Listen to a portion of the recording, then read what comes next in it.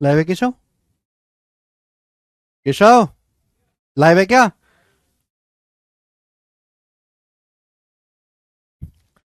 अरे राम। हाले भाई। नमस्ते भाई, गुड इवनिंग। कैसे हैं बच्चों आप सभी लोग? तो सैटरडे संडे की 2 दिन की बेकार छुट्टियों के बाद हमारी क्लास हो रही है प्रॉफिट लॉस की। और आज हम इस चैप्टर की पहली और जो सबसे बड़ी सीट है वो खत्म कर लेंगे। ठीक है ना? चलिए शुरू करते हैं। अब इसमें जो सवाल है मेरे दोस्तों, एक दो टाइप के बाद एक ही टाइप बचा है इसमें, डेविएशन का। मैं आपको दिखाई दे रहा हूं। चलिए शुरू करते हैं। पहला सवाल 126, एक ही सवाल करवाएंगे। जोसेफ ने दो ऊनी जैकेट 2100 और 3150 में खरीदे। पहले जैकेट को K% प्रॉफिट पर, दूसरी को K% लॉस पर बेचकर उसे ज्ञात हुआ कि दोनों का सेलिंग प्राइस सेम है। पिछली क्लास में मैंने आपको ये टाइप समझाया था, सेम सेलिंग प्राइस, के का मान ज्ञात करें। उसी में एक सवाल रह गया है ये। भाई जोसेफ भाई साहब ने दो जैकेट खरीदे। एक जैकेट खरीदा 2100 रुपए का और दूसरा जैकेट खरीदा है 3150 रुपए का। ठीक है। पहली जैकेट को K% प्रॉफिट पर बेचा। आप बताओ, हर चीज का प्राइस अपने आप में 1 होता है, 100% होता है। पहली जैकेट को K% प्रॉफिट पर बेचा तो पहली जैकेट कितने में बेची? 2100 का 1 + K%। दूसरी जैकेट को K% लॉस पर बेचा। भाई हर चीज का प्राइस अपने आप में 1 होता है, 100%। अगर दूसरी जैकेट पे K% का लॉस हुआ है तो भैया 1 पे K% का लॉस हुआ तो दूसरी जैकेट कितने में बिकी है? मल्टीप्लाइंग फैक्टर क्या आएगा? 1 - K%। ये पहली जैकेट का सेलिंग प्राइस है, दूसरी जैकेट का सेलिंग प्राइस बराबर होना चाहिए। बराबर कर दिया। हम्म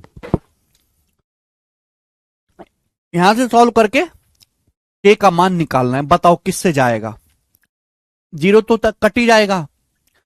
105 दूनी 210, 105 तिया 315। देखो अंदर गुणा, 2 एकम 2, 3 एकम 3, 2 और 3 का डिफरेंस 1 बराबर क्या आएगा? 2 के और ये माइनस का 3 के।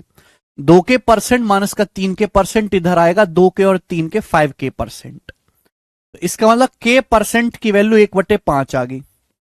अगर के परसेंट 1/5, 1/5 किसकी फ्रैक्शन वैल्यू होती है? 20% की। यानी कि के का जो मान है बेटा वो 20% है। और 20 सवाल का आंसर है। के का जो मान है वो 20 है। बात समाप्त। मुझे लगता है आपको एक टाइप अच्छी तरीके से समझ में आया है। खत्म। अगला क्वेश्चन करेंगे मेरे प्यार भी, ध्यान से सुनिएगा। ध्यान से सुनिएगा। अगला टाइप है नो प्रॉफिट नो लॉस। अगला टाइप है नो प्रॉफिट नो लॉस। ध्यान से समझिएगा, नो प्रॉफिट नो लॉस। जैसे एक आदमी ने दुकान खोली। दुकान में वो साबुन भी खरीद के लाया और सर्फ भी खरीद के लाया। साबुन भी खरीद के लाया और सपोज शैम्पू भी खरीद के लाया। अब साबुन पे कुछ अलग फायदा कमाएगा, शैम्पू पे कुछ अलग फायदा कमाएगा। भाई एक आदमी ने दुकान खोली, दुकान में बहुत सारा सामान है, साबुन भी है, शैम्पू भी है, नमक भी है, तेल भी है, चीनी भी है। हर सामान पे अलग अलग फायदा होगा। फिर वो शाम को जब अपना गल्ला बंद करेगा तो ये चेक करेगा कि पूरे सामान जो मैंने बेचा है दिन भर में, टोटल जो मैंने ट्रांजैक्शन किया उस टोटल ट्रांजैक्शन में कितना लाभ हुआ। अगर नो प्रॉफिट नो लॉस है तो इसका मतलब यहां पे दो केस बनते। अगर नो प्रॉफिट नो लॉस है तो इसका मतलब कि जो हमारा टोटल कॉस्ट प्राइस है, सारी वस्तुओं का जो टोटल क्रय मूल्य है वो सारी वस्तुओं के विक्रय मूल्य के बराबर है। यानी कि हमने टोटल सामान जितने रुपए में खरीदा है, हमने टोटल सामान उतने ही रुपए में बेच दिया है। बात समझ में आई? Concept number 1। एक कंसेप्ट ये बनता है। दूसरा कंसेप्ट देखो, ध्यान सुनिएगा। जैसे भाई आपके पास सर्फ भी है, शैम्पू भी है। आप सर्फ पे 5 रुपए का फायदा कमाते हो और शैम्पू पे आपको 5 रुपए का नुकसान हो जाता है, तो भी तो आप जीरो पे आ गए। अगर आपने एक वस्तु पे 5 रुपए फायदा कमा लिया, दूसरे पे आपको 5 रुपए का नुकसान हो गया। नहीं कि एक वस्तु पे जितना फायदा है दूसरी पे उतना मेरे दोस्तों लॉस हो गया, तो भी तो नो प्रॉफिट नो लॉस हो जाएगा। तो नो प्रॉफिट नो लॉस का मतलब कि जितना आपको प्रॉफिट हुआ है जितना मेरे दोस्तों आपको प्रॉफिट हुआ है, अगर उतने ही रुपए का आपको लॉस हो जाए तो भी मेरे दोस्तों नो प्रॉफिट नो लॉस रहेगा। तो ये दोनों कंसेप्ट यहां से बनते हैं। मुझे लगता है समझ में आई होगी बात। ठीक है, ये बेसिक है। अब इस पर बेस्ड सवाल 3 क्वेश्चंस में आपको करवाऊंगा। सवाल नंबर 127। पहला सवाल, सवाल यह है कि अनिल ने कुल 10,000 के प्राइस में 2 वस्तुएं खरीदी, ए और बी। ए को 15% लाभ पर बेचा, बी को 10% हानि पर बेचा। यहां से सवाल सॉल्व होगा। पूरे सौदे में उसे ना तो कोई लाभ हुआ ना हानि हुई। वस्तु ए का सेलिंग प्राइस ज्ञात कीजिए। तो मैंने मान लिया कि अनिल ने 2 वस्तुएं खरीदी हैं, उनका क्रय मूल्य ए और बी है। ए को 15% लाभ पर बेचा, बी को 10% हानि पर बेचा। पूरे सौदे में ना लाभ हुआ ना हानि। इसका मतलब कि ए पे जितना फायदा कमाया है, दूसरी वस्तु बी पे उतना ही नुकसान हो गया। भाई आर्टिकल ए पे कितना लाभ हुआ, उसके सीपी का 15%। आर्टिकल बी पे कितना लॉस हुआ, 10%। आर्टिकल बी पर उसके क्रय मूल्य का 10% लॉस हुआ। अगर पूरे सौदे में ना लाभ हुआ ना हानि, इसका मतलब है कि आर्टिकल ए पे जितना फायदा कमाया है, आर्टिकल बी पे उतने ही का नुकसान होना चाहिए। यानी कि आर्टिकल ए का प्रॉफिट बराबर आर्टिकल बी का लॉस। जब मैं इसको बराबर करूंगा तो यहां से आर्टिकल ए और आर्टिकल बी के सीपी का रेशियो आ जाएगा। 15 उधर जाएगा, 5 दूनी 10, 5 3 15, 2:3।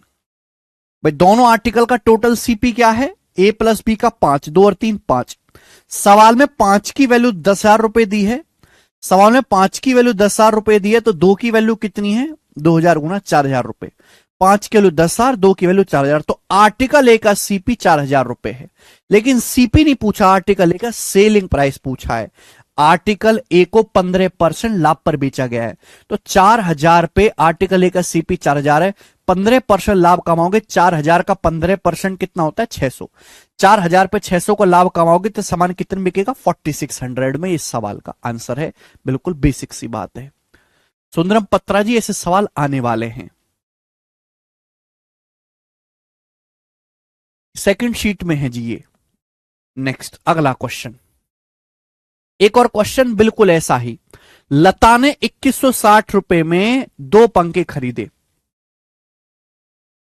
जी। अगला सवाल है, लता ने 2160 में 2 पंखे खरीदे। एक पंखे को 15% के लाभ पर, दूसरे को 9% के लॉस पर बेचा गया। पूरे लेन देन में ना तो लाभ हुआ ना हानि हुआ। प्रत्येक पंखे का लागत मूल्य ज्ञात कीजिए। ये आपके सामने सवाल है। हर कोई बच्चा कर सकता है कि लता ने 2160 में 2 पंखे खरीदे। माना पहला पंखा ए रुपए का है, दूसरा पंखा बी रुपए का है। बोला पूरे लेन देन में ना तो लाभ हुआ ना हानि हुआ। पहले पंखे का क्रय मूल्य ए है, दूसरे का बी है। पहले पंखे को 15% लाभ पर बेचा गया, दूसरे पंखे पे 9% का लॉस हुआ, दूसरे पे 9% का लॉस हुआ। अगर पूरे ट्रांजैक्शन में, पूरे लेन देन में लाभ हुआ ना हानि, इसका मतलब कि आपने पहले पंखे पे जितना प्रॉफिट कमाया है, दूसरे पंखे पे उतने ही रुपए का लॉस हो गए। बराबर होना चाहिए, ए का प्रॉफिट बराबर बी का लॉस। तो यहां से दोनों पंखों के सीपी का अनुपात आ जाएगा 9:15। 9:15 कितना आ जाएगा, 3/5। 3/5 आ जाएगा मेरे दोस्तों। बट टोटल सीपी कितना है दोनों पंखों का, ए का 3 है, बी का 5, 3 और 5 8। 8 की वैल्यू सवाल में टोटल सीपी कितना दिया है, 2160 रुपए। बताओ कितने गुना है, तो आपका जवाब होगा सर 8 दूनी 16 और ये 5 8 सत्ते 56, 270 गुना। 270 गुना, तो 3 की वैल्यू भी 270 गुना होगी, 810। 5 की वैल्यू भी 270 गुना होगी, 1350। तो पहला पंखा 810 का है, दूसरा पंखा 1350 रुपए का है। ए ऑप्शन सवाल का आंसर है। बहुत बेसिक टाइप है ये, टाइप बहुत आसान है। नो प्रॉफिट नो लॉस का जब भी आए मेरे दोस्तों, तो आपको पहले आर्टिकल का लाभ दूसरे आर्टिकल पे होने वाले नुकसान के बराबर कर देना है, बात खत्म। एक और सवाल ऐसा है बच्चों, सॉरी 2 ही क्वेश्चन डाले ना मैंने से। टाइप समाप्त, टाइप समाप्त। अगला टाइप सवाल नंबर 129। ये टाइप खत्म हो गया बच्चों, मुझे लगता है सभी को समझ में आया है। अगला टाइप सवाल नंबर 129 सुनेगा ये जी। एक वस्तु को बेचने से दुकानदार को 20% का लाभ होता है। यदि वस्तु 50 रुपए कम में खरीदी होती और उसी दाम पे बेची गई होती तो 25% का लाभ होता। वस्तु का क्रय मूल्य ज्ञात कीजिए। बहुत जबरदस्त सवाल है, एक ही सवाल करवाऊंगा ऐसा। एक वस्तु को बेचने से दुकानदार को 20% का लाभ होता है, इसका मतलब क्या है? इसका मतलब यह कि अगर एक वस्तु का क्रय मूल्य 100 है ना, अगर सीपी 100 है तो 20% का लाभ होता है। अगर वस्तु का सीपी 100 है तो सामान को बेचने से 20% का लाभ होता है, यानी कि 100 का सामान कितने में बिकता है? 120 में। अगर वस्तु 50 रुपए कम में खरीदी होती, अगर वस्तु 50 रुपए कम में खरीदी होती and sold it the same price, और सेम प्राइस 120 यूनिट में ही बेची होती और सेम प्राइस में ही बेचता, तो हमें 25% का लाभ होता। हमें कितना लाभ होता? 25% का लाभ होता। यानी कि मैंने क्रय मूल्य तो बदल दिया, सेलिंग प्राइस नहीं बदला। एक वस्तु को बेचने से 20% लाभ होता है, इसका मतलब 100 की वस्तु कितने में बिक रही है? 120 में। ये मैं सर्कल में इसलिए बंद कर देता हूं कि ये रेशियो है। अगर 50 रुपए कम में खरीदी होती और 120 यूनिट में ही बेचता तो 25% का लाभ होता। बताओ, 25% का लाभ होता, सामान बिकता 120 में, तो सीपी क्या है? 25% होता है 1/4। 1/4 मतलब 4 का सामान 5 में। अगर 5 की वैल्यू 120 है तो 4 की वैल्यू कितनी आ जाएगी? 96। आप बोलोगे हाँ जी सर बिल्कुल सही। 96 पे 25% प्रॉफिट कमाओगे तभी तो सामान 120 में बिकेगा। भाई क्रय मूल्य 100 से 96 हो गया, क्रय मूल्य कितना कम हो गया? 4 यूनिट। सीपी जो है 100 से 96 होगा, कितना कम हो गया? 4 यूनिट। 4 की वैल्यू 50 रुपए, कितने गुना मेरे दोस्तों? 12.5 गुना। 4 की वैल्यू 50 रुपए, कितने गुना? 12.5 गुना। वस्तु का क्रय मूल्य आपको निकालना है, वस्तु का क्रय मूल्य निकालना है 100 यूनिट, तो 100 यूनिट की वैल्यू भी 12.5 गुना होगी। 100 की 12.5 में गुना करेंगे, 100 की 12.5 में गुना करेंगे तो वस्तु का जो क्रय मूल्य है वो 1250 रुपए है। ये आंसर आ गया डी ऑप्शन। एकदम सरल सवाल। यस श्रिया। नेक्स्ट और अगला टाइप, ठीक है ना, एक ही क्वेश्चन में आपको इस टाइप का करवाऊंगा। बताओ बच्चों इस सवाल का क्या आंसर है? बहुत प्यारा सवाल है, बेहतरीन क्वेश्चन है। सवाल आईसीएआर असिस्टेंट 2022 के पेपर का पूछा हुआ है, बनाइए जल्दी से। ये पहली शीट और ये सबसे बड़ी शीट है इस चैप्टर की। देखो, A calculate his profit percentage on selling price of an article, whereas B calculate his profit percentage on the CP of article. If the difference between their profit is 588 रुपए, the selling price of the article for both of them is same, and both of them get 28% profit, then the selling price of each article. बहुत प्यारा सवाल है, बहुत जबरदस्त सवाल है, देखते हैं कितने बच्चे करते हैं। देखिए, दो बंदे हैं ए और बी, सुनिएगा, ऐसे बहुत सारे सवाल बन सकते हैं। दो आदमी हैं ए और बी, यहां लिखा है मेरे दोस्तों सीपी, यहां मैं लिख रहा हूं मेरे प्यारे भाई एसपी, यानी कि विक्रय मूल्य। अब ध्यान से सुनो बच्चों, बोले ए अपना प्रॉफिट कैलकुलेट करता है सेलिंग प्राइस पर। ए जो है वो अपना प्रॉफिट परसेंटेज सेलिंग प्राइस पर निकालता है, सेलिंग प्राइस को बेस मान के निकालता है ए। जबकि बी जो अपना प्रॉफिट परसेंटेज है वो कॉस्ट प्राइस को, क्रय मूल्य को बेस मान के निकालता है। बी जो अपना प्रॉफिट है वो सीपी को बेस मान के निकालता है। एसपी को बेस मान के प्रॉफिट निकालता है, बी सीपी को। बोला उनके प्रॉफिट का डिफरेंस 588 रुपए है। उनके प्रॉफिट का जो डिफरेंस है ए और बी के वो 588 रुपए है। Selling price of the article for both of them is same, दोनों का सेलिंग प्राइस सेम है। दोनों ही आर्टिकल्स का सेलिंग प्राइस, विक्रय मूल्य समान है, और दोनों ये दावा करते हैं कि हमें 28% फायदा हो रहा है। तो आपसे पूछा प्रत्येक आर्टिकल का सेलिंग प्राइस क्या है? दोनों लोग ये दावा कर रहे हैं कि हमें 28% लाभ हो रहा है। 28% कितना होता है? 4%, 1/25, 28%, 7/25। ए भी ये कह रहा है मुझे 28% लाभ है, बी भी ये कह रहा है मुझे 28% लाभ है। लेकिन दोनों का लाभ अलग अलग है। क्यों? क्योंकि ए निकाल रहा है सेलिंग प्राइस को बेस मान के, बी निकाल रहा है कॉस्ट प्राइस को बेस मान के। अगर ए को 28% प्रॉफिट है किस पर? सेलिंग प्राइस पर। तो इसका मतलब यह है कि अगर ए का सेलिंग प्राइस 25 है तो उसको 7 यूनिट का फायदा हुआ है। अगर ए को विक्रय मूल्य पर 28% लाभ हुआ है तो इस बात का मतलब यह है कि अगर ए का सेलिंग प्राइस 25 है तो ए को 7 का प्रॉफिट हुआ है। तो ए का सीपी क्या है? 25 में से 7 घटा देंगे, ए का सीपी है 18। बात समझ में आ गई? बोलो। एक ए ने जो अपना लाभ प्रतिशत निकाला वो विक्रय मूल्य पर निकाला, यानी कि बेस जो वो ये जो बेस है 25 है विक्रय मूल्य। अगर ए का सेलिंग प्राइस 25 है तो 25 का 28%, 7 का फायदा हुआ। अगर सामान 25 में बेचा है तो ए को 7 का फायदा हुआ, खरीदा कितने में होगा? 18 में। जबकि बी ने अपना प्रॉफिट परसेंटेज निकाला है सीपी को बेस मान के। भाई ए और बी दोनों का प्रॉफिट सेम 28%। बी को 28% लाभ हुआ है, लेकिन किस पर? क्रिय मूल्य पर। इसका मतलब यह है कि अगर बी का क्रिय मूल्य 25 है, अगर बी का सीपी 25 है तो बी को 25 पे 7 का फायदा हुआ। अगर बी का क्रिय मूल्य 25 है तो बी को 25 पे 7 का फायदा हो तो सामान बिका कितने में है? 25 में 7 जोड़ देंगे, सामान 32 में बिका। तो ये ए के सीपीएसपी का रेशियो या बी के सीपीएसपी का रेशियो है? आप बोलोगे हां जी सर। अब सवाल में जो लाइन है बड़ी खतरनाक है। सवाल ये कह रहा है कि सेलिंग प्राइस जो है वो दोनों आर्टिकल का सेम है। ए ने और बी ने जो दो आर्टिकल बेचे हैं उन दोनों का सेलिंग प्राइस सेम है। ये गलत बात है भाई। इसका सेलिंग प्राइस 25 है, इसका 32 है। How it is possible? ये गलत है।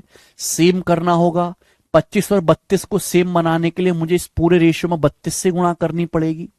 मुझे इस पूरे रेशियो में 32 से गुणा करनी पड़ेगी। और यहां मुझे मेरे दोस्तों 32 को मैं पूरे रेशियो में यहां ऊपर नीचे 25 से गुणा करनी पड़ेगी। आप बोलोगे हां जी sir, I am getting your point. देखो दोनों का सेलिंग प्राइस सेम हो गया। इसका सेलिंग प्राइस भी 25 गुणा 32 हो गया, इसका सेलिंग प्राइस भी 32 गुणा 25। दोनों का सेलिंग प्राइस सेम बन गया। Yes sir no? आप बोलोगे हां जी सर। सवाल में बोला है प्रॉफिट का डिफरेंस 588 रुपए। प्रॉफिट क्या होता है बेटे? प्रॉफिट होता है selling price minus cost price. What the profit? Selling price minus cost price is the profit. भाई ए का प्रॉफिट क्या है? सेलिंग प्राइस में से कॉस्ट प्राइस घटाएंगे। देखो जब इसमें से इसको घटाओगे ना तो 32 कॉमन आ जाएगा। 32 कॉमन आ जाएगा और 25 में से 18 घटाओगे 7। 32 गुणा 7। भाई अगर आपके पास 25 गुणा 32 में से 18 गुणा 32 घटाओगे तो 32 कॉमन आ जाएगा। 25 माइनस 18 7। बी का प्रॉफिट क्या है? भाई यहां 25 तो कॉमन ही आ जाएगा। सेलिंग प्राइस में से कॉस्ट प्राइस घटाओगे 25 तो कॉमन ही आ जाएगा। अब आप मुझे बताओ 32 में से 25 घटाओगे तो कितना आएगा? 7। 32 में से 25 घटाओगे कितना आ जाएगा? 7।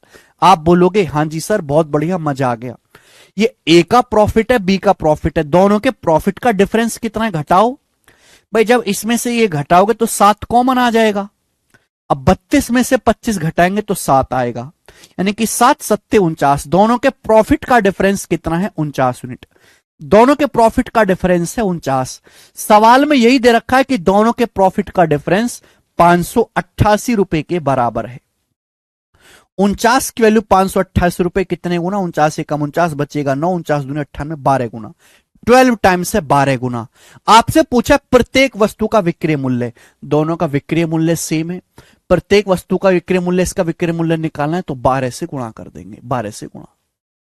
अब 25 गुणा 12 क्या आएगा? 300। 300 की 32 में गुणा करेंगे 9600 रुपए। तो प्रत्येक वस्तु का जो सेलिंग प्राइस है वो 9600 रुपीज है। और यही सवाल का आंसर आएगा डी ऑप्शन एकदम सही है। रेशियो से गजब का सवाल है। यस अमन गर्ग।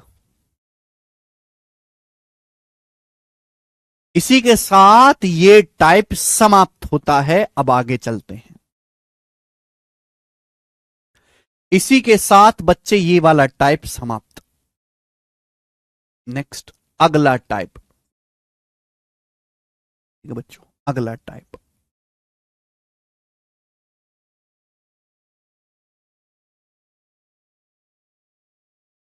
हाँ जी निशा कुमारी, अगला टाइप आपके सामने है। देखो बच्चे, अब इससे आगे के जो मैं आपको 15-20 सवाल कराऊंगा वो सारे के सारे सवाल है डेविएशन पे बेस्ड, डेविएशन या वेटेड एवरेज, डेविएशन पर बेस्ड। ध्यान से सुनिएगा मेरे दोस्तों, क्या प्रॉफिट परसेंटेज हो चाहे लॉस परसेंटेज हो, क्रिय मूल्य को बेस मान के निकाला जाता है।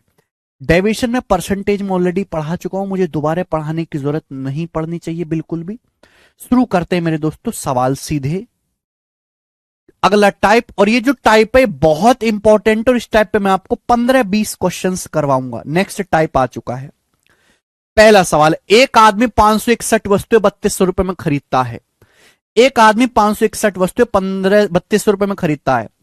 कुल वस्तुओं का 5/11 भाग 27% लॉस पर बेचता है। बची वस्तु को कितने परसेंट लाभ पर बेचा जाए ताकि कुल सौदे में कोई लाभ या हानि ना हो।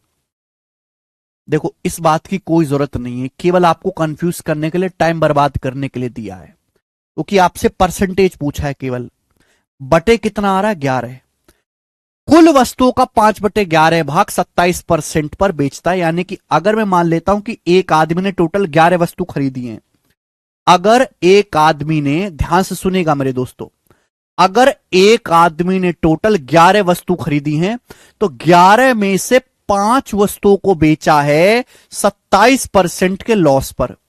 11 में से 5 वस्तुओं को 27% के लॉस पर बेचा गया है। तो बची कितनी वस्तु, 11 में से 5 घटाइए, बची 6 वस्तु। बोला है 6 वस्तु को कितने परसेंट के प्रॉफिट पर बेचा जाए जिससे पूरे सौदे में ना लाभ हो ना हानि हो, यानी कि पूरे सौदे में 0% का ट्रांजैक्शन हो, पूरे सौदे में ना लाभ हो ना हानि हो। ये सवाल है, डेविएशन का क्वेश्चन नहीं है भाई। कुल वस्तु, कुल वस्तु का मतलब प्लस 5 + 6 11, 5 वस्तु 27% लॉस पर बेची, बाकी 6 वस्तु, अगर जहां भी बीच में प्लस आता है हम डेविएशन लगाते हैं। पूरे ट्रांजैक्शन में ना तो कोई प्रॉफिट हो ना ही कोई लॉस हो। इसका मतलब क्या हुआ, इसका मतलब ये हो कि पहली वस्तु पे जितना लॉस हुआ है दूसरे पे उतना प्रॉफिट कमा लो। पहली वस्तु पे जितना लॉस हुआ है अगर मैं उतना प्रॉफिट दूसरी वस्तु पे कमा लू, हो जाएगा नो प्रॉफिट नो लॉस। पहली वस्तु पे 5 रुपए का 27% लॉस हुआ, पहली वस्तु पे 5 रुपए का 27% लॉस हुआ, तो दूसरी वस्तु पे मैं इतना प्रॉफिट कमा लेता हूं। लेकिन कितने रुपए के सामान पर, दूसरी वस्तु 6 रुपए की है, 6 रुपए के सामान पर 6 रुपए के सीपी पर बटे 6 आएगा, 6 रुपए के सीपी पर 6 आएगा बटे 6। भाग देंगे, बताओ किससे जाएगा, 3 नाम 27, 3 दूनी 6, तो 45/2 आ गया जी, 22.5%। सबसे इजी सवाल है, तो दूसरी वस्तु को हमें 22.5% लाभ पर बेचना पड़ेगा। आंसर आ गया सी ऑप्शन, दूसरी वस्तु 22.5% लाभ पर बेचनी पड़ेगी। बात खत्म। एक और सवाल ऐसा ही, मैंने बिल्कुल सीक्वेंस में बांट रखा है मेरे दोस्तों सवालों को, बिल्कुल भी दिक्कत आएगी नहीं। ऐसा ही सवाल नो प्रॉफिट नो लॉस वाला बनाएं। एक आदमी ने 45,300 में 1596 वस्तु खरीदी। एक आदमी ने 45,300 रुपए खर्च करके 1596 वस्तु खरीदी है, ठीक है।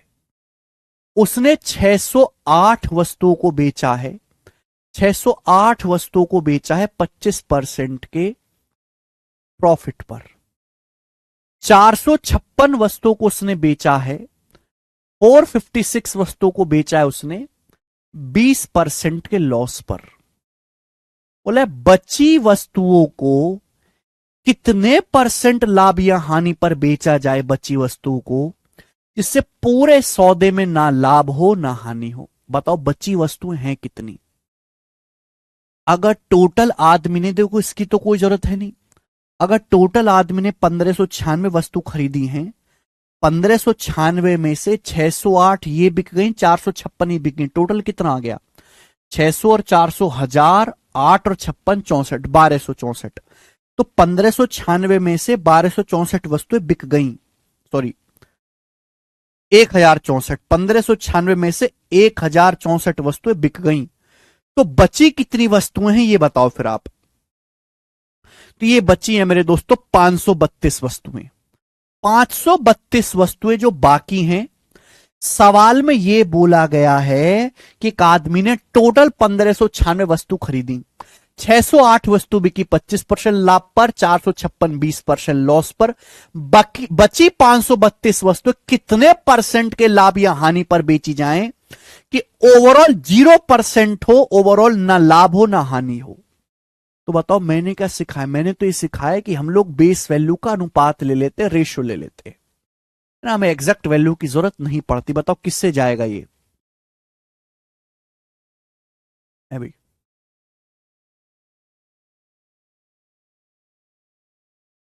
4 से जाएगा।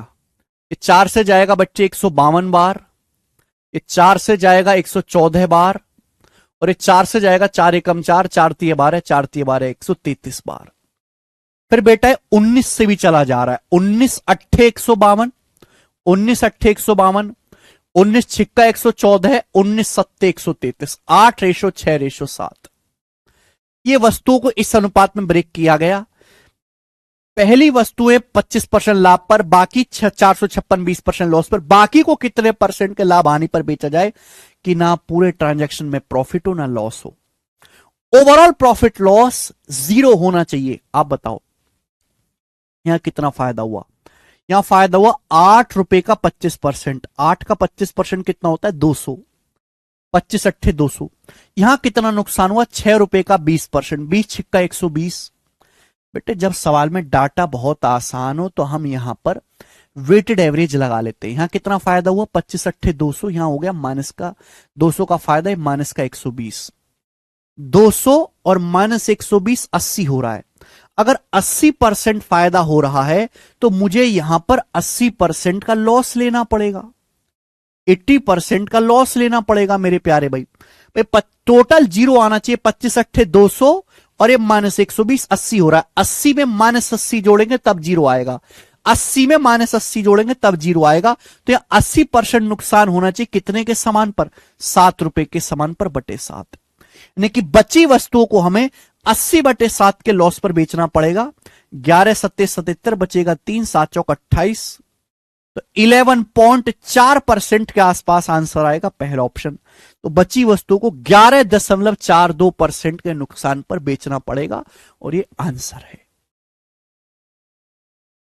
ये मेरे दोस्तों अगली शीट में निशा कुमारी जो डाउट आप पूछ रहे हैं, अगली शीट में इस वैरायटी के सवाल हैं। ठीक है,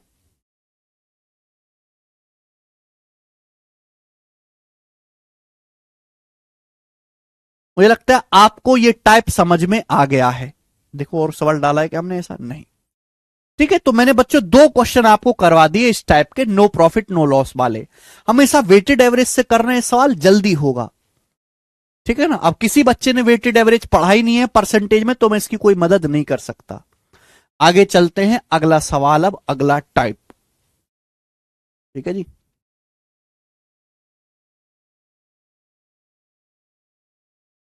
ओके। अगला टाइप बनाए बच्चों।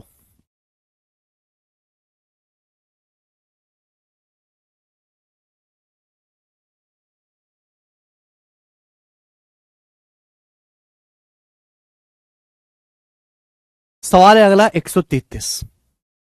सवाल को पढ़ते ही पता लग जाएगा कि यहां पे हमको ओवरऑल निकालना है। ओवरऑल लॉस या प्रॉफिट निकालने के लिए हम लोग हमेशा डेविएशन लगाते हैं। बोला है कोई फल व्यापारी कुछ केले खरीदता है, कोई फल व्यापारी कुछ केले खरीदता, उसमें से 1/5 केले सड़ गए और फेंक दिए गए।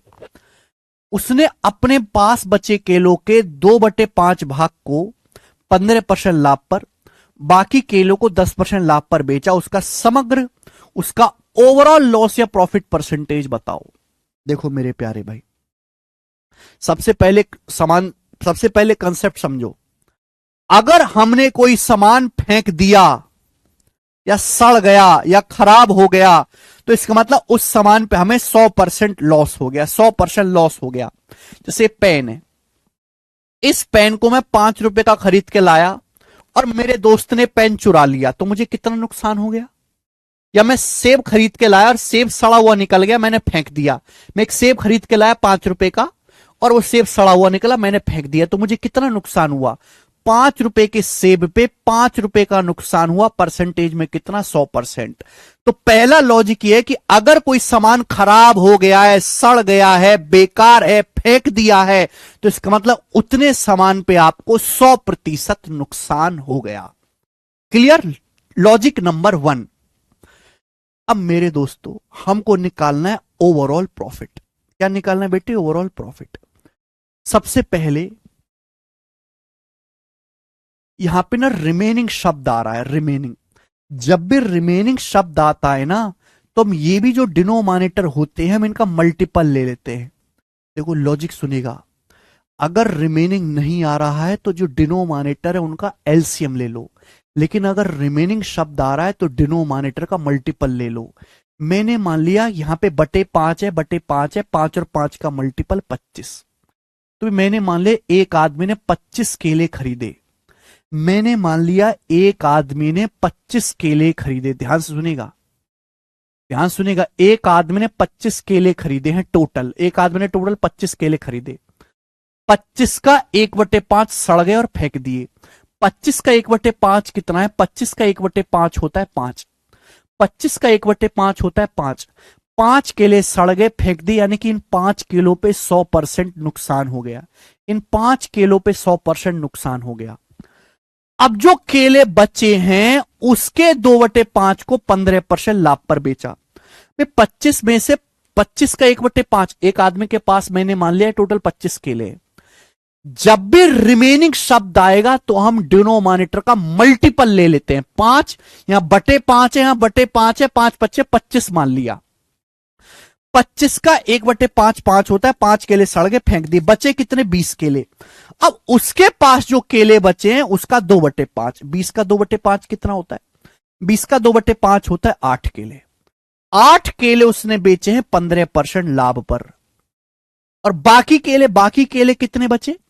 25 में से 5 8 13 हो गया, तो बचे 12। 13 12 25। भाई 25 में से 5 घटाएंगे 20, फिर 8 घटाएंगे, कितना बचेगा? 12। बचे 12 केले बेचे 10% लाभ पर। तो पूछा है पूरे लेन देन में कितना का लाभ हुआ, ये आपसे पूछा गया है मेरे दोस्तों। यानी कि उसने केलों को इस अनुपात में ब्रेक किया। ओवरऑल कितने परसेंट का लॉस हुआ? डाटा बहुत आसान है। क्या लग जाएगा? Weighted average. वेटेड एवरेज लगाएंगे तो 5 का 100% 500 प्लस 120 प्लस 120। यहां कितना लाभ, यहां लॉस हुआ माइनस का 500, यहां प्लस का 120 प्लस 120। तो -500 प्लस 240, -500 प्लस 240 कितना हो गया? माइनस का 260%। माइनस का 500 प्लस 120 प्लस 120, माइनस का 500 प्लस 240 कितना होगा? 260% लॉस। कितने के समान पर? 5 8 13 12 25, 25 के समान पर बटे 25। तो ओवरऑल आपको नुकसान हुआ है, प्रॉफिट तो हुआ ही नहीं है। अब 250 को जब मैं 25 से भाग दूंगा तो 10 से बड़ा आएगा, 10 से बड़ा, यानी कि बी ऑप्शन है। तो ओवरऑल आपको 10.4% आएगा। ठीक है ना? ओके बेटा, केलों की संख्या का अनुपात निकाल रहे हैं चाहती यादव, ठीक है ना? चलिए एक और सवाल, एक और सवाल। इस सवाल को भी थोड़ी देर में करेंगे, इस सवाल को बाद में करेंगे, पहले ये बताएंगे। सवाल नंबर 135, ये क्वेश्चन करो। दो क्वेश्चन है ऐसे, एक मैं बताऊंगा, एक आप करना, बताओ जल्दी।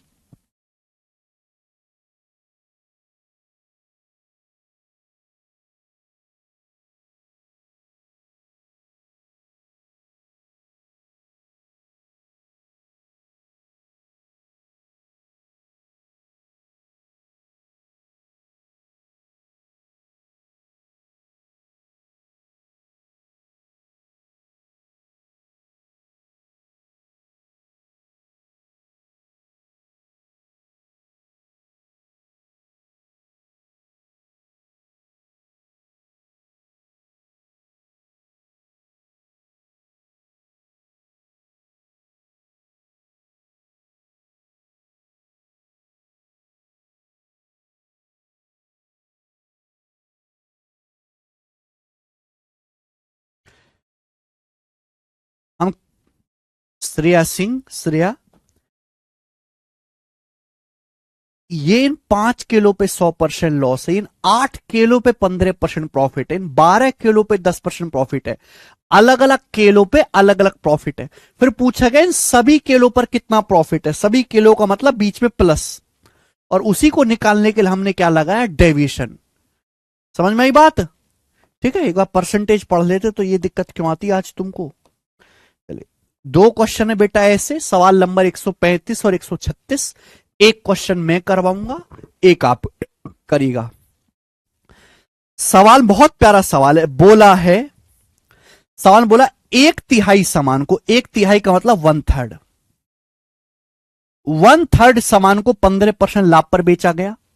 25% सामान, 25% मतलब 1/4, 1/3 सामान को 15% लाभ पर बेचा गया। 25% 1/4, 1/4 सामान को 20% लाभ पर बेचा गया, और बाकी सामान को 20% लॉस पर बेचा गया। ये बोला गया है। पूरे सामान की बात नहीं कर रहा, हम बहुत सारा सामान खरीद के लाए, उस सामान का 1/3 हमने बेचा 15% लाभ पर, 25% सामान बेचा 20% लाभ पर, और बाकी बचा खुचा सामान बेचा 20% लॉस पर। अगर पूरे लेन देन में सारे सामान पर, पूरे लेन देन का मतलब टोटल सामान पर, अगर टोटल सामान पे 138.5 का कुल लाभ हुआ, तो आपसे पूछा है सामान का वैल्यू क्या है, सामान का प्राइस क्या है, ये आपसे पूछा गया है। भाई इस सवाल में आपको दिया क्या है, इस सवाल में आपको टोटल सामान पर लाभ दे रखा है 138.5 रुपए, टोटल सामान पर लाभ आपको दे रखा है। तो अगर आप भी ये पता लगा लो कि टोटल सामान पे लाभ हुआ कितने परसेंट है, तो सॉल्व नहीं हो जाएगा सवाल। आप बोलोगे हाँ जी सर, और उसके लिए हम क्या करेंगे बेटा, डेविएशन बाबा का कंसेप्ट लगाएंगे। ये है सामान बेटा, बटे 3 भी करना है, बटे 4 भी करना है। 3 और 4 का एलसीएम मैंने मान लिया 12। माना कि एक आदमी ने टोटल 12 वस्तुएं खरीदी हैं, 12 सामान खरीदा है, तो 12 का 1/3 कितना होता है, 12 का 1/3 होता है 4। 4 वस्तु बेची 15% के लाभ पर, तो मैंने मान लिया कि एक आदमी ने टोटल 12 वस्तु खरीदी हैं, 12 का 1/3 होता है 4, 4 वस्तु 15% लाभ पर, 12 का 25% या 12 का 1/4 कितना होता है 3, 3 वस्तु बेची 20% लाभ पर, फिर बची कितनी वस्तु, 12 में से 4 और 3 7 बिक गई, 12 में से 7 घटाओ तो बची 5 वस्तुएं, बची 5 वस्तुओं को, बाकी सामान को 20% लॉस पर बेचा गया, बाकी वस्तुओं को 20% लॉस पर बेचा गया। तो ये मैंने वस्तुओं को इस अनुपात में ब्रेक किया। तो आप मुझे ये बताओ कि ओवरऑल ट्रांजैक्शन में, पूरे लेन देन में सभी वस्तुओं पर मिलाकर कितना लाभ हुआ। तो डाटा बहुत आसान है, हम डेविएशन भी लगा सकते हैं, वेटेड एवरेज भी वो आसान है। 4 वस्तुओं का 15%, 15 चौका 60, 3 का 20%, 20 तिया 60, और यहां नुकसान हो गया 5 का 20%, 100। तो 60 जमा 60 120, 120 माइनस 100, 20% का फायदा हुआ। 20% का फायदा हुआ कितने के सामान पर, आप बोलोगे सर 4 3 7 5 12 के सामान पर, 20% बटे 12। तो हम ये कह सकते हैं कि पूरे लेन देन में आपको 20/12% का फायदा हुआ। किससे जा रहा है, 4 से। 4 पंजे 20, 4 तिया 12, 4 पंजे 20, 4 तिया 12, यानी कि पूरे लेन देन में आपको 5/3% का फायदा हुआ। जबकि ये बताओ पूरे लेन देन में आपको फायदा हुआ कितना है, 138.5 रुपए का। 4 पंजे 20, 4 तिया 12, पूरे लेन देन में आपको फायदा कितना हुआ, 5/3% का। सवाल के अनुसार पूरे लेन देन में फायदा कितना हुआ, 138/5 का। आपसे सामान का मूल्य पूछा है 100%, यानी कि टोटल सामान की कीमत 100% है, तो उस टोटल सामान पे हमें इतना ही फायदा हुआ। ये बटे 3 जो है मेरे दोस्तों उधर चला जाएगा, मल्टीप्लाई बाय 3। आपसे सामान का मूल्य निकालना है, 100% की वैल्यू पूछी है, 100% की वैल्यू निकालनी तो 20 से गुणा कर देंगे, 20 पंजे 100, यहां भी 20 से गुणा कर देंगे। जब हम 20 से गुणा करेंगे तो कितना आएगा, 0 से दशमलव चला जाएगा।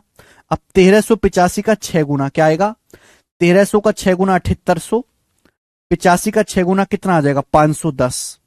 7800 में 510 जोड़ेंगे 8310 रुपए। यानी कि टोटल सामान का जो मूल्य होगा वो 8310 रुपीज होगा, और यही सवाल का आंसर भी निकलेगा डी ऑप्शन, 8310 रुपीज। तरुण सोनी जी, ये टाइप अगर नहीं समझ में आया है तो लेक्चर बंद करो, जाके परसेंटेज में डेविएशन पढ़ो, पहले पहले डेविएशन क्लियर करो तब समझना। 8310। 12 कैसा है, मैंने अपनी मर्जी से मान, देखो मुझे ना समान ऐसा मानना है जिसका बटे 3 भी और बटे 4 भी आसानी से किया जा सके। तो 3 और 4 दोनों से कटने वाला नंबर, इनका मल्टीपल 12 मान लिया कि मैंने टोटल वस्तु 12 है। अब 12 का 1/3 4 वस्तु बेची 15% लाभ पर, 12 का 1/4 होता है 3 वस्तु बेचा है 20% प्रॉफिट पर, बची 5 वस्तु बेची 20% लॉस पर। ओवरऑल प्रॉफिट दिखा रहा है। 1 सेकंड में वेटेड एवरेज लगा के, यहां डेविएशन भी इस्तेमाल कर सकते हो पर डाटा इजी है, वेटेड एवरेज से जल्दी होगा। 1 सेकंड में मैंने निकाल लिया ओवरऑल प्रॉफिट और उसको बराबर कर दिया, सॉल्व हो गया सवाल। एक क्वेश्चन मैंने आपको करवा दिया, अब एक सवाल बिल्कुल ऐसा ही है, बिल्कुल ऐसा ही सवाल है बेटा, बस यहां पर डाटा चेंज है, करके बताए। डाटा चेंज है, करके बताओ इस सवाल को जल्दी से सॉल्व।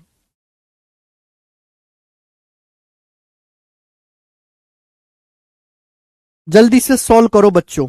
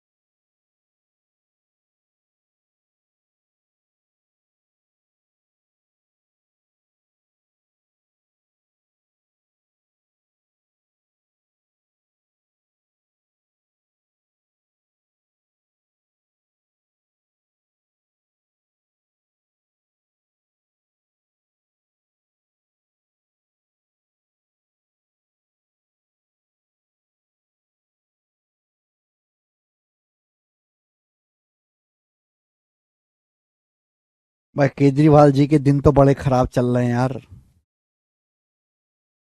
हैं? अरे वाह, बच्चों ने तो सही आंसर बता दिया।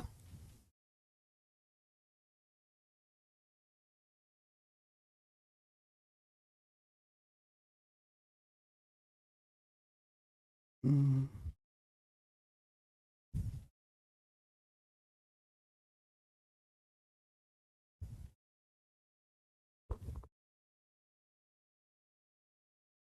बिल्कुल सही। सवाल का आंसर है बच्चों सी ऑप्शन, एकदम ठीक बता रहे हैं आप, 2700 रुपए। ठीक है ना। चलिए ध्यान से सुनिएगा अगला टाइप। देखो सारे सवाल डेविएशन पर बेस्ड हैं, लेकिन एक ही कंसेप्ट पर बेस्ड सवालों में भी बहुत सारी वैरायटी होती हैं। अब मैं हर वैरायटी के एक दो क्वेश्चंस आपको करवा रहा हूं। ठीक है ना, चलेगा। अब जैसे बच्चों ये वाला टाइप है, और इस टाइप के भी बच्चों में आपको यहां पर एक और दो दो क्वेश्चन मैंने सीट में डाले हैं। सवाल नंबर है 137, ये बताइएगा, 137 नंबर।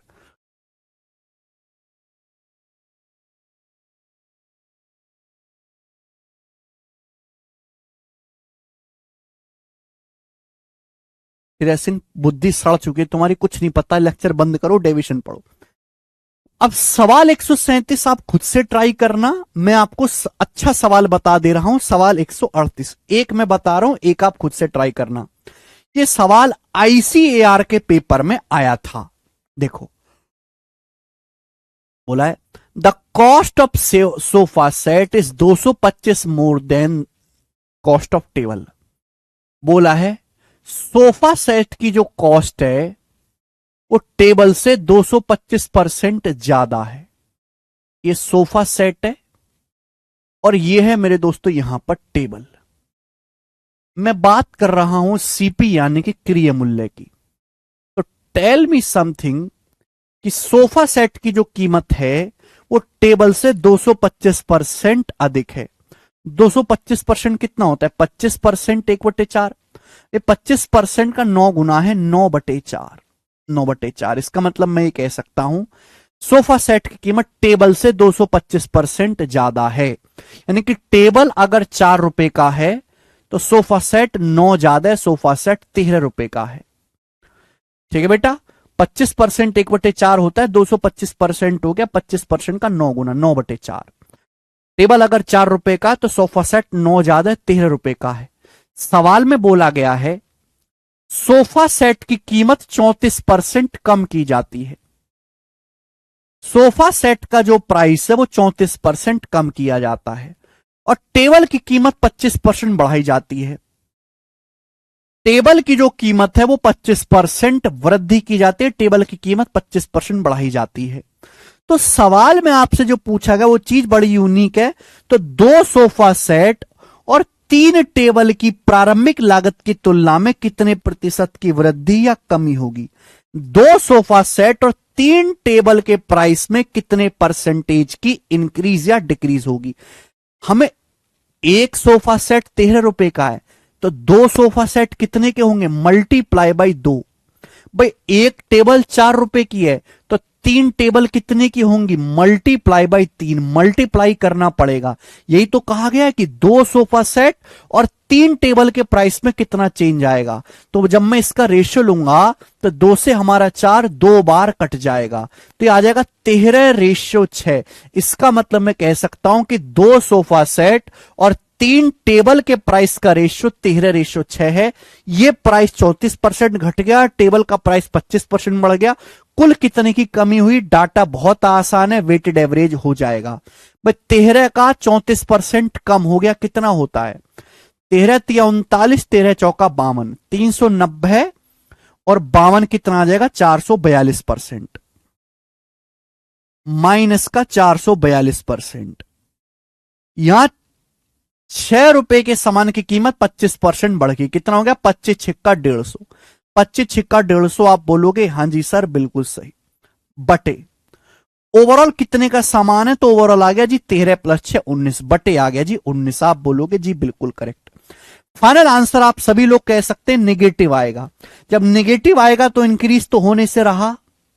-442 में अगर मैं 150 जोड़ूंगा तो कितना आएगा? -442 में 142 जोड़ेंगे तो -300, -300 में भी +8 करेंगे तो माइनस का 292, तो माइनस का 292 बटे 19% आएगा फाइनल आंसर।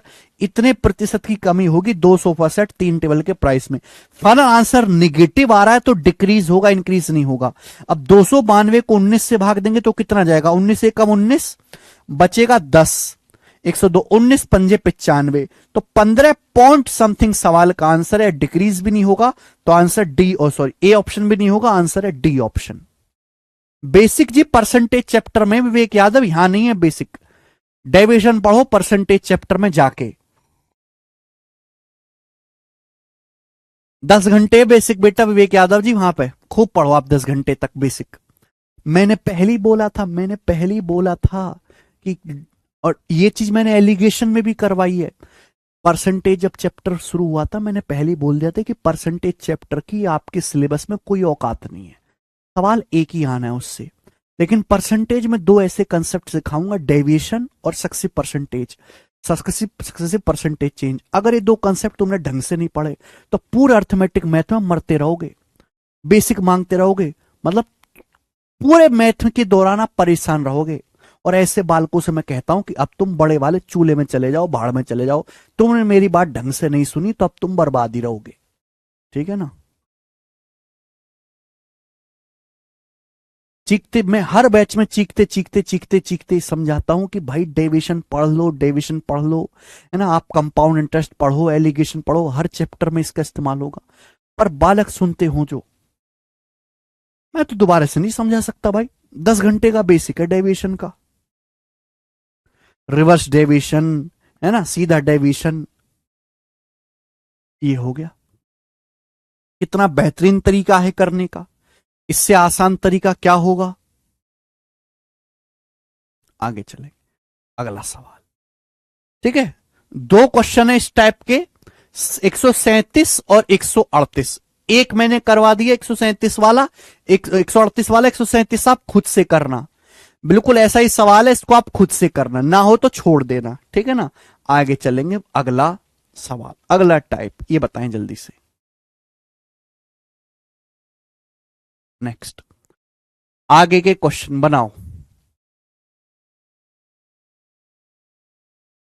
सवाल नंबर 139, जल्दी से जवाब दीजिएगा क्या उत्तर है। सवाल है आईसीआर टेक्नीशियन 2023 के पेपर का पूछा हुआ, ठीक है ना। अगला टाइप आपके सामने आएगा और इस पे मैं आपको, ये तो पहले ही हो जाना चाहिए था, चलो कोई बात नहीं, करेंगे जल्दी से। क्या उत्तर है जी इस सवाल का। रेशमा अपना 2/3 माल 26% लाभ पर, बचे माल का 20% 40% लाभ पर, बचे माल को 25% हानि पर बेचती है। सभी वस्तुओं का लागत मूल्य समान मानते हुए, सभी वस्तुओं का लागत मूल्य सेम मानते हुए पूरे लेन देन में कुल लाभ प्रतिशत कितना होगा। देखो यहां पे ना शेष शब्द आता है, जब भी शेष शब्द आता है ना मेरे प्यारे भाई, हम डिनोमिनेटर का मल्टीपल ले लेते हैं। भाई रेशमा जो है वो अपने सामान का, ध्यान से सुनिएगा, रेशमा अपने सामान का 2/3 बेचती है 26% लाभ पर। 2/3, 2/3 मतलब बटे 3 करना है, और बाकी बचे माल का 20%, बचे माल का 20% यानी कि 1/5। बचे सामान का 20% 40% लाभ पर बेचती है, और बचे सामान को 25% लॉस पर बेचती है। तो यहां बटे 3 भी करना पड़ेगा, बटे 5 भी करना पड़ेगा। 3 और 5 का मल्टीपल, दोनों से कटने वाला नंबर इनका, 3 और 5 का मल्टीपल मैंने मान लिया 15। यानी कि सपोज रेशमा के पास टोटल 15 वस्तुएं हैं, तो 15 का 2/3 कितना होता है। 15 का 2/3 होता है 10। 15 का 2/3 होता है 10।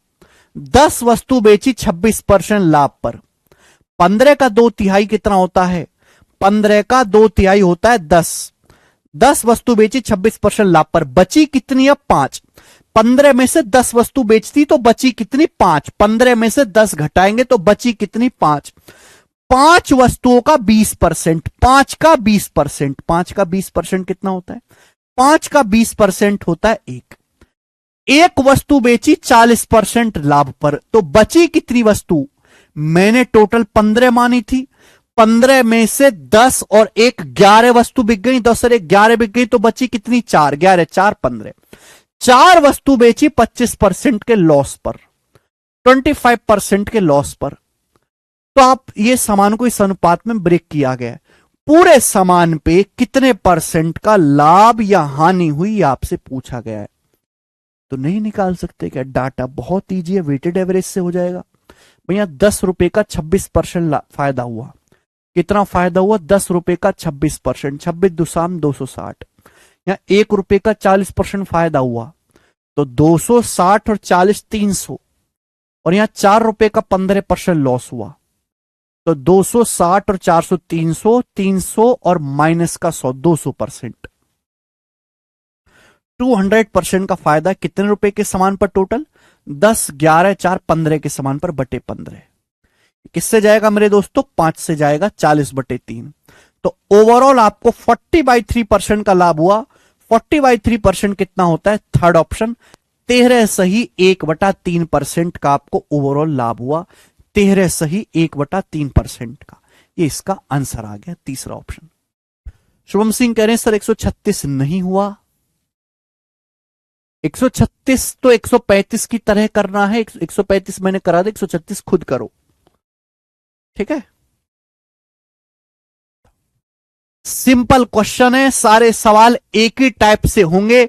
ऐसा नहीं कि मैं हर सवाल में अलग अलग तरीका लगा रहा हूं ना भाई। डेविएशन तो ऐसा किंग मेथड है, सवाल कैसा भी हो, आसान हो, इजी हो, कैलकुलेटिव डाटा हो, हर सवाल में अप्लाई होगा।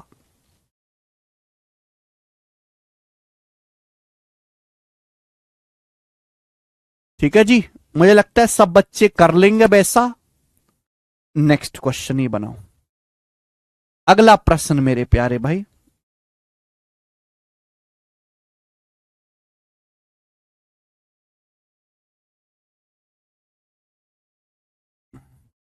अच्छे अच्छे सवाल हैं भाई साहब।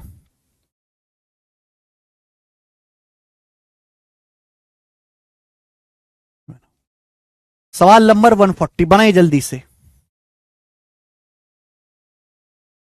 134 नहीं कराया? अब घोंच कहां गए 134? अच्छा हाँ, 134 रह गया, 134 करना है अब जी। 134 करना है, बताओ जी नंदिनी कन्वर। 134, ठीक है, बनाओ। ये रह गया सवाल, ये अच्छा सवाल है, ये वाकई में अच्छा सवाल है।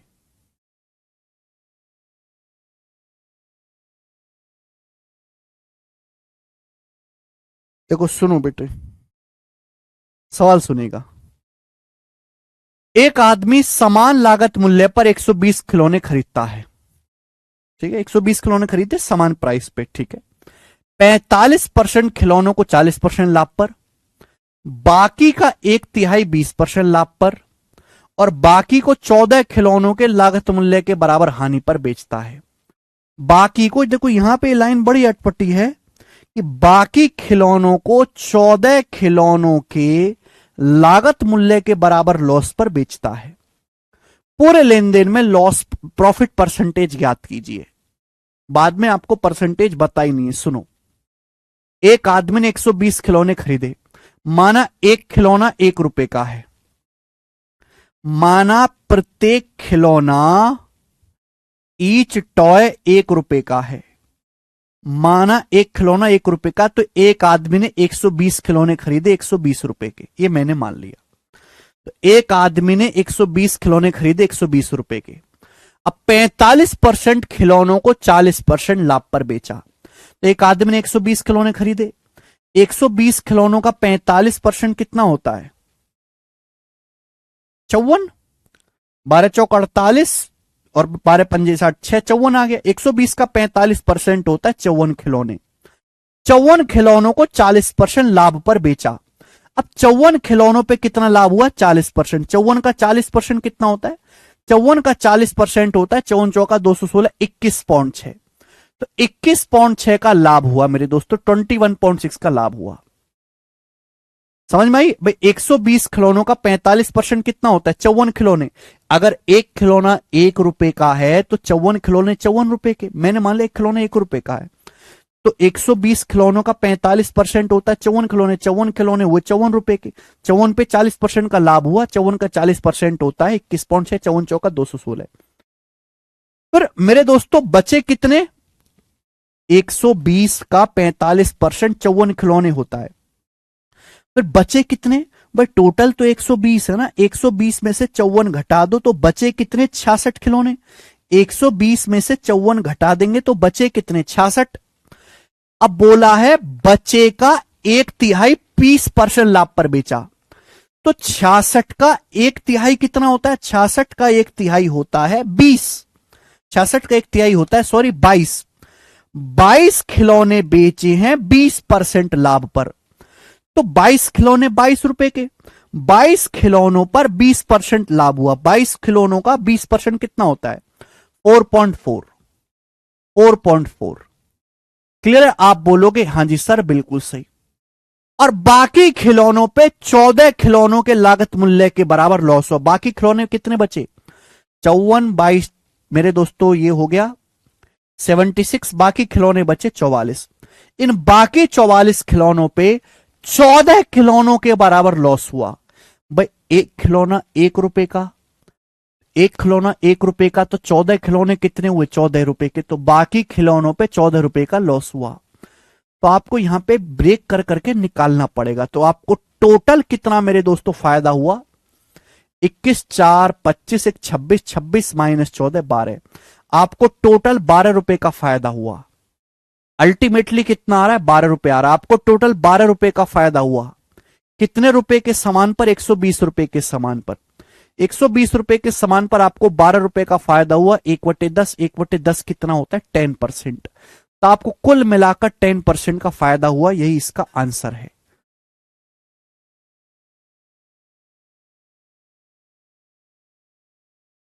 देखो बिल्कुल धीरे धीरे धीरे धीरे एक एक लाइन को पढ़ना है, तो ही आप ये सवाल कर पाओगे।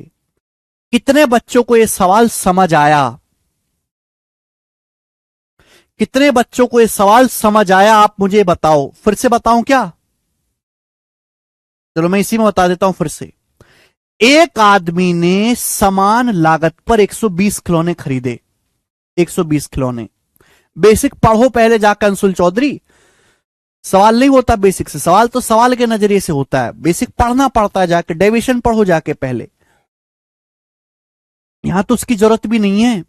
एक आदमी समान लागत मूल्य पर 120 खिलौने खरीदता है। अब देखो सवाल लेंदी है। 45% खिलौनों को 40% लाभ पर, बाकी 1/3 को 20% लाभ पर, बाकी खिलौनों को 14 खिलौनों के सीपी के बराबर लॉस पर बेचा। पूरे लेन देन में प्रॉफिट परसेंटेज क्या है? तो मान लिया एक खिलौना 1 रुपए का है। प्री का ही सवाल है, एक खिलौना 1 रुपए का है।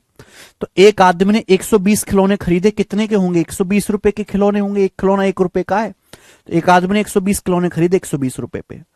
बोला 45% खिलौनों को 40% लाभ पर बेचा। तो भाई 120 का 45% निकालो पहले। 120 खिलौनों का 45% आएगा 54 खिलौने। 54 खिलौने हुए 54 रुपए के। 54 खिलौने हुए 54 रुपए के। 54 रुपए के सामान पे 40% का लाभ हुआ। अब 54 का 40% आ गया बेटे 21.6। 21.6 का लाभ हुआ। अब बचे कितने खिलौने? बोला बाकी के 1/3 को 20% लाभ पर। कृपया सॉल्यूशन ना देखे, क्वेश्चन देखे। बाकी के 1/3 को 20% लाभ पर 120 खिलौनों में से 54 खिलौने बिक गए, बचे 66 खिलौने। अब 66 का 1/3 कितना होता है? 22 खिलौने। 66 का 1/3 होता है 22। 22 खिलौने कितने रुपए के हुए? 22 रुपए के। 22 रुपए के सामान को बेचा 20% लाभ पर। अब 22 का 20% कितना होता है? 4.4 रुपए का लाभ। और बाकी खिलौनों को 14 खिलौनों के सीपी के बराबर लॉस पर बेचा है।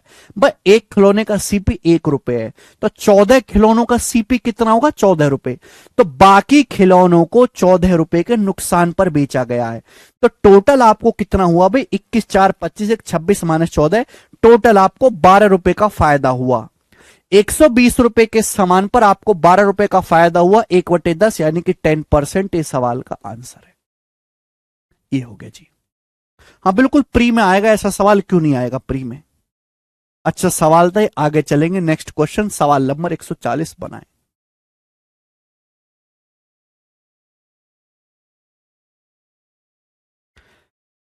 अगला क्वेश्चन मेरे दोस्तों, अगला सवाल एक सवाल कराऊंगा। एक आदमी ने सेब, केला और संतरे खरीदे 20, 25 और 30% के लाभ पर बेचता है।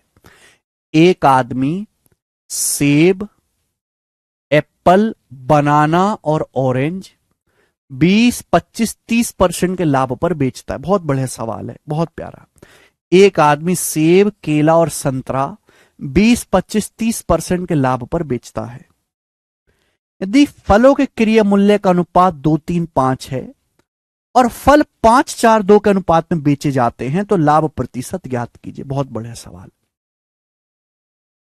एक आदमी एप्पल, बनाना और ऑरेंज बेचता है। एप्पल बेचता है 20% लाभ पर, बनाना बेचता है 25% लाभ पर, और ऑरेंज बेचता है बटे वो 30% के लाभ पर, 30% के लाभ पर। अच्छा मेरे दोस्तों, एक फलों के क्रिय मूल्य का अनुपात कितना है? 2:3:5। यानी कि एक एप्पल 2 रुपए का है, एक केला 3 रुपए का है, एक संतरा 5 रुपए का है, और फल इस अनुपात में बेचे जाते हैं। इस बात का क्या मतलब है? इस बात का मतलब यह है कि 5 बेचे जाते हैं एप्पल, 4 बेचे जाते हैं बनाना और 2 बेचे जाते हैं ऑरेंज। अगर एक एप्पल 2 रुपए का है तो 5 एप्पल कितने के होंगे? Multiply by 5। ये फल के सीपी का अनुपात है भाई। एक एप्पल, एक बनाना, एक ऑरेंज के सीपी का अनुपात 2:3:5 है। पर एप्पल बेचे हैं 5, बनाना बेचे हैं 4 और ऑरेंज बेचे हैं 2। तो एप्पल, बनाना और ऑरेंज पे टोटल खर्चा किस अनुपात में हुआ? इस रेशियो में। आप समझो, मार्केट में केले 60 रुपए दर्जन है, 60 रुपए दर्जन है केले, और आपने मेरे दोस्तों 5 दर्जन केले खरीदे, तो खर्चा कितना आएगा? 60 × 5, 300 रुपए का। तुम यहां पे खर्चा निकाल रहे हैं कि भाई एक एप्पल, एक बनाना, एक ऑरेंज के सीपी का रेशियो 2:3:5 है। लेकिन भाई एप्पल बेचे हैं 5, बनाना बेचे हैं 4 और ऑरेंज बेचे हैं 2, तो खर्चा किस अनुपात में हुआ है? मल्टीप्लाई करनी पड़ेगी, इन दोनों की मल्टीप्लाई करेंगे तो आएगा रेशियो। किससे कट रहा है? 2 से। 2 से चला जाएगा, 2×2=4, 2 चला जाएगा, तो आ जाएगा 5:6:5। एप्पल पे, बनाना पे और ऑरेंज पे जो खर्चा हुआ है 5:6:5 के अनुपात में हुआ है। एप्पल, बनाना और ऑरेंज पे जो खर्चा हुआ है 5:6:5 के अनुपात में हुआ है। आप बोलोगे हाँ सर। आपसे पूछा ओवरऑल प्रॉफिट या लॉस परसेंटेज बताओ, तो बेटे यहां देखो, डेविएशन डाटा बहुत आसान है, वेटेड एवरेज भी लग जाएगा। एप्पल पे देखो यहां हुआ 5 रुपए का 20% फायदा, 20×5 100 हो गया, 25×6 150, 100 और 150 250, यहां आ गया 150, 100, 150 और 150 कितना आ गया मेरे दोस्तों? 400%। 400% का फायदा हुआ कितने के समान पर? तो 5×6=11, 5×16 के समान पर। 400/16 आ गया 25%। तो ओवरऑल आपको 25% का फायदा हुआ। यही सवाल का आंसर है, डी ऑप्शन। ओवरऑल आपको 25% का फायदा हुआ। ठीक है जी, आगे चलते हैं। एक ही क्वेश्चन करवा रहा हूं मैं, ऐसा हो सकता है आपके पेपर में, यहां तो डाटा कम कैलकुलेशन है, ज्यादा कैलकुलेशन बढ़ा के आपके पेपर में सवाल आए। ठीक है, आगे चलेंगे। अगला टाइप, अगला टाइप मेरे दोस्तों यहां पे आएगा। अब ध्यान से, नेक्स्ट टाइप। बच्चों अभी तक मैंने आपको जितने भी सवाल कराए वो डेविएशन पर बेस्ड थे, जिसमें आपको ओवरऑल इफेक्ट निकालना है।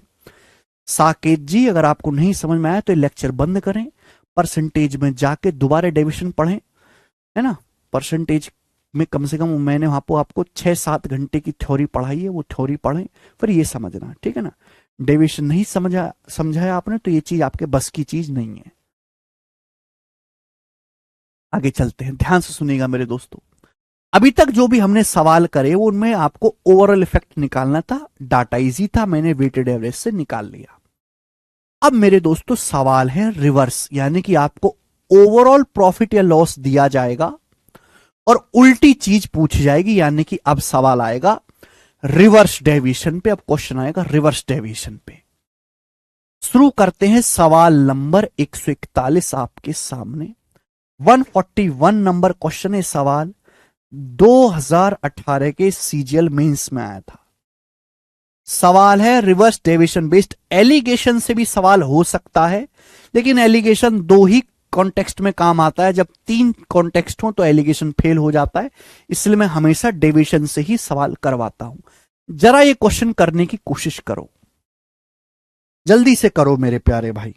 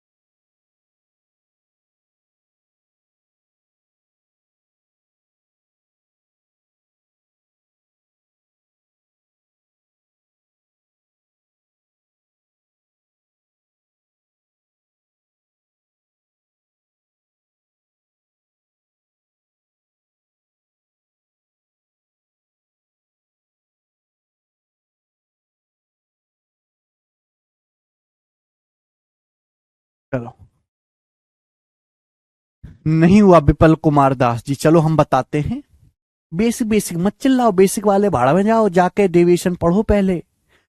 एक दुकानदार ने 120 कुंटल गेहूं खरीदा, इसका 20% हिस्सा 25% नुकसान पर बेचा गया। बोला गया है पूरे लेन देन में 25% लाभ हासिल करने के लिए पूरे लेन देन में बाकी गेहूं कितने प्रतिशत लाभ पर बेचना चाहिए। तो देखो, इसकी कोई जरूरत नहीं है।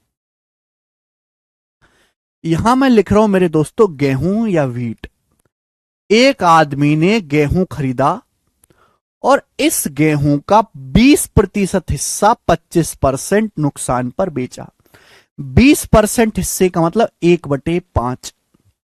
यानी कि ये कह सकते हैं कि अगर एक आदमी ने टोटल 5 किलो गेहूं खरीदा है ना, अगर सपोज एक आदमी ने टोटल 5 किलो गेहूं खरीदा है, तो 5 का 20% होता है 1 किलो गेहूं 25% नुकसान पर बेचा है, 5 का 20%। अगर 20% गेहूं 25% नुकसान पर बेचा गया, 20% मतलब 1/5।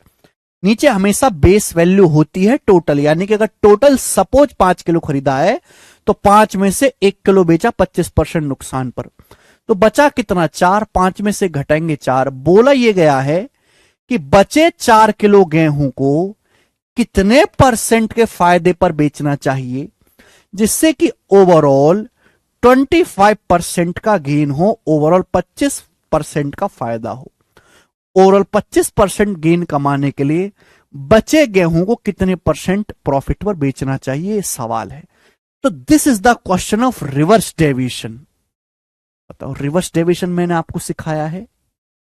अगर आपने नहीं पढ़ा तो भैया आई कांट डू एनीथिंग। हमको टोटल ओवरऑल पूरे सामान पे 25% का लाभ चाहिए। मैं पढ़ा चुका हूं कि ओवरऑल 25% का प्रॉफिट तभी मिलेगा, ओवरऑल 25% प्रॉफिट तभी होगा जब यहां भी 25% प्रॉफिट हो, यहां भी 25% प्रॉफिट हो। ओवरऑल 25% का प्रॉफिट तभी होगा, हम 25 से कंपेयर करेंगे, जब यहां भी 25% प्रॉफिट हो, यहां भी 25% प्रॉफिट हो। पर यहां 25% प्रॉफिट होने की बजाय 25% लॉस है। ओवरऑल 25% प्रॉफिट तभी होगा जब यहां पर भी 25% प्रॉफिट हो, यहां पर भी 25% प्रॉफिट हो, ओवरऑल भी 25% आएगा। पर यहां 25% प्रॉफिट होने की बजाय 25% लॉस है। अब 25 से -25 कितना कम है? 25 से -25 50% कम है।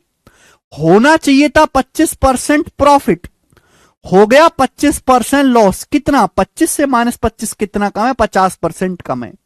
तो ₹1 का 50% नुकसान हो गया, 1 का 50% नुकसान हो गया। बैलेंस करने के लिए एक्स्ट्रा करवा देते हैं मेरे प्यारे भाई। कितने के सामान पर? आप बोलोगे सर जी ₹4 के सामान पर /4। अब 50/4 होता है 12.5। अब 25 में अगर मैं 12.5 जोड़ दूंगा तो कितना आएगा? 37.5। तो 37.5 सवाल का आंसर है। बचे को 37.5% लाभ पर बेचना चाहिए। This question is very very fantastic. इससे बेहतरीन सवाल बन ही नहीं सकता। एक सवाल मैं आपको ऐसा और करवाता हूं। यह सवाल 2014 के मेंस के पेपर में आया था। सवाल काफी पुराना है, लेकिन आज भी सवाल में दम है, बच्चे कर नहीं पाते। सवाल ये देखिएगा, 35% सामान को 65% लाभ पर और बची वस्तुओं को X% नुकसान पर बेचा गया। कुल मिलाकर 12% नुकसान हुआ है, तो X का मान ज्ञात कीजिए। देखो, सवाल है रिवर्स डेविएशन का। आपको यहां पे ओवरऑल प्रॉफिट दिया हुआ है। ये हो गई मेरे दोस्तों वस्तुएं। कितना? 35%। 35% कितना होता है? देखो, 5% 1/20, 35% 7/20। यानी कि अगर एक आदमी ने टोटल 20 वस्तुएं खरीदी हैं, अगर एक आदमी ने टोटल 20 वस्तुएं खरीदी हैं, तो 20 का 35% किसके बराबर होता है? 7। 20 का 35% होता है 7।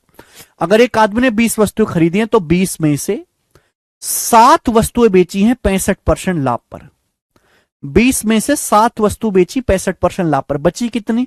20 में से 7 घटाओ, बची 13। तो बची 13 वस्तुओं को कितने परसेंट नुकसान पर बेचना चाहिए? बची 13% को कितने परसेंट नुकसान पर बेचा जाए कि कुल मिलाकर 12% का लॉस हो, ओवरऑल 12% का लॉस हो। This is the logic. तो एक आदमी ने मेरे दोस्तों 5% होता है 1/20, 35%, 7/20 है ना, 7/20। 20 में से 7 वस्तु बेची 65% फायदे पर, बाकी 13% को बेचा X% नुकसान पर। X की वैल्यू बताओ अगर पूरे लेन देन में 12% का लॉस हुआ है, जल्दी से। देखो इस सवाल में यहां एलिगेशन भी लग जाएगा, मैं एलिगेशन पढ़ा चुका हूं, ठीक है ना, एलिगेशन भी लग जाएगा, बट जरूरत नहीं है, डेविएशन से जल्दी होगा। भाई अगर ओवरऑल 12% लॉस करवाना है तो यहां भी 12% लॉस होना चाहिए, यहां भी 12% लॉस होना चाहिए। ध्यान सुनेगा, अगर ओवरऑल 12% लॉस करवाना है तो यहां भी 12% लॉस होना चाहिए, यहां भी 12% लॉस होना चाहिए, लेकिन यहां 65% प्रॉफिट है। 12% से -12 से 65 कितना ज्यादा है? 77% ज्यादा है। हम कंपेयर करते हैं, कंपेयर ही तो करते हैं। होना चाहिए था 12% का लॉस, हो गया 65% का प्रॉफिट। अब -12 से 65 कितना ज्यादा है? तो आप कहोगे सर -12 से 65, 65 में से -12 घटाओ, 77% ज्यादा है। तो ₹7 का 77% एक्स्ट्रा लाभ है। 7 का 77% कितना होता है? 490 प्लस 49, 490 प्लस 49 आएगा 539%। 539% एक्स्ट्रा प्रॉफिट है, बैलेंस कब करने के लिए यहां 539% कम कर देंगे। कितने रुपए के सामान पर? 13 रुपए के सामान पर बटे 13। आप बोलोगे हाँ सर, इससे आसान तरीका नहीं, बैलेंस करना है, जितना एक्स्ट्रा है वहां उतना कम कर दीजिए। जाएगा भाई 13 से 13 चौका 52, बचेगा एक, 13 कम 13, बचेगा 6 जीरो, 13 पंजे 65। तो 12 में 41 जोड़ेंगे तो कितना आएगा मेरे दोस्तों? ये आएगा माइनस का 53.5। यानी कि बचे सामान को लगभग 53% नुकसान पर बेचना चाहिए। बी ऑप्शन आंसर है। बचे सामान को अप्रोक्स 53% लॉस पर बेचना पड़ेगा। Answer is B option.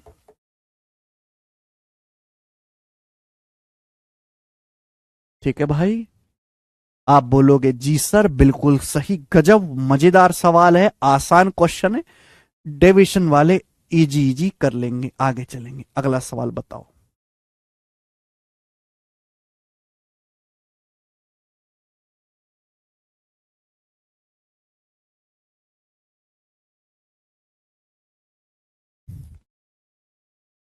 देखिए दो सवाल है मेरे दोस्तों, सवाल नंबर 143 और 144।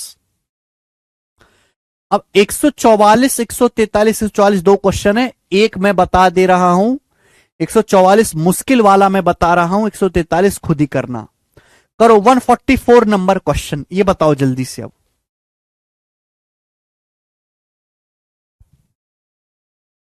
टाइप सेम है मेरे दोस्तों, रिवर्स डेविएशन, इसको मैं बता रहा हूं, पिछला वाला खुद कर लेना, बताओ।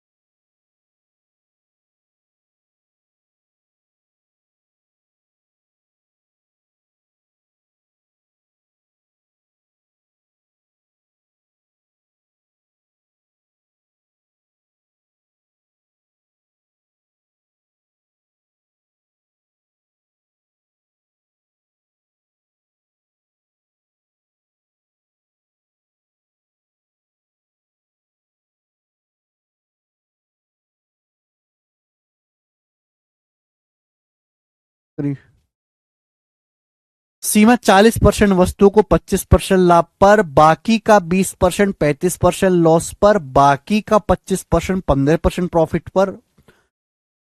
पूरे लेन देन में 20% का लाभ कमाने के लिए उसे बाकी सामान को कितने लाभ पर बेचना चाहिए। देखिए सवाल काफी लेंदी है, आ जाता है पेपर में। 40% की फ्रैक्शन वैल्यू 2/5, रिमेनिंग का 20%, 20% की फ्रैक्शन वैल्यू 1/5, रिमेनिंग का 25% 1/4। तो 5 इनकी मल्टीप्लाई कर दो, 5 पच्चे 25 चौका 100, यानी कि मैंने मान ली कि टोटल 100 वस्तुएं, 100 ही मान लेते हैं। माना कि भाई एक आदमी के पास टोटल 100 वस्तुएं हैं, टोटल 100 वस्तुएं। तो 100 का 40% कितना होता है, 40। 100 का 40%, 40 वस्तु बेची 25% लाभ पर। तो 100 में से 40 बेच दी, बची कितनी, 60। 60 का 20% कितना होता है, 60 का 100 में से 40 बेच दी, बची कितनी, 60। 60 का 20%, 60 का 20% कितना होता है, 12। 12 वस्तु बेची, 35% लॉस पर। तो बची कितनी, 60 में से 12 बेच दी, बची 48। अब 48 का 25% कितना होता है, 48 का 25%, एक एक स्टेप पढ़ो। 48 का 25% भी होता है 12। 12 वस्तु बेची हैं कितना, 15% लाभ पर। तो बची कितनी वस्तु भाई, 100 में से 40 और ये 24 घटा देंगे 64, तो बची 36 वस्तु। 36 वस्तुएं बची। तो बोला 36 वस्तु को कितने परसेंट लाभ पर बेचना चाहिए कि पूरे लेन देन में 20% का प्रॉफिट हो। यह सवाल के कहने का मतलब है। ठीक है, फिर से सुने। एक आदमी ने 40, मैंने टोटल वस्तुएं 100 माननी, 100 का 40%, 40 वस्तु 25% लाभ पर, बची 60। 60 का 20% 12, 12 वस्तुएं 35% नुकसान पर। फिर बची मेरे दोस्तों 48, 48 का 25%, फिर से 12 हो गया, 12 वस्तुएं 15% लाभ पर। बची 36 वस्तु, है ना, 100 में से घटा देंगे ना, 40 60 बचेगा, 60 में से 12 12 24 घटा देंगे, 36 बचेगा। 36 वस्तु कितने लाभ पर बेचनी चाहिए कि पूरे ट्रांजैक्शन में 20% का फायदा हो। देखो ये सारी वैल्यू 4 से कट रही है, यहां पे जो 4 से कट रहा है, 4 से कट रहा है तो काट लेते हैं। 4 दुसाम 40, 4 तिया 12, 4 तिया 12, 4 नाम 36। आप बोलोगे हाँ जी सर। अब यहां पे बच्चों हम डेविएशन भी लगा सकते हैं, जो आपको पसंद आए वो कर लीजिएगा। देखो अगर हम ओवरऑल 20 प्रॉफिट कमाना चाहते हैं, अगर हम ओवरऑल 20% प्रॉफिट कमाना चाहते हैं, तो 20% यहां भी होना चाहिए, 20% यहां भी होना चाहिए, 20% यहां भी होना चाहिए, और यहां भी 20% ही प्रॉफिट होना चाहिए, 20%। अब हम कंपेयर करेंगे, लेकिन ऐसा तो है नहीं, यहां तो 25% प्रॉफिट है, यहां तो 25% प्रॉफिट है। 20 से 25 कितना ज्यादा है, 5% ज्यादा है, 10 पंजे 50। या 20 से 35 कितना कम है, 55% कम है। 20 से 35 कितना कम है, 55% कम है। तो 55 तिया 165।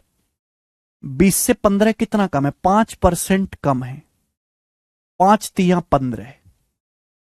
तो बेटे जब हम कंपेयर किया तो 10 पंजे 50, ये 20 से होना चाहिए 20% प्रॉफिट, यहां हुआ 35% लॉस। 20 से 35 कितना कम है, 55% कम है।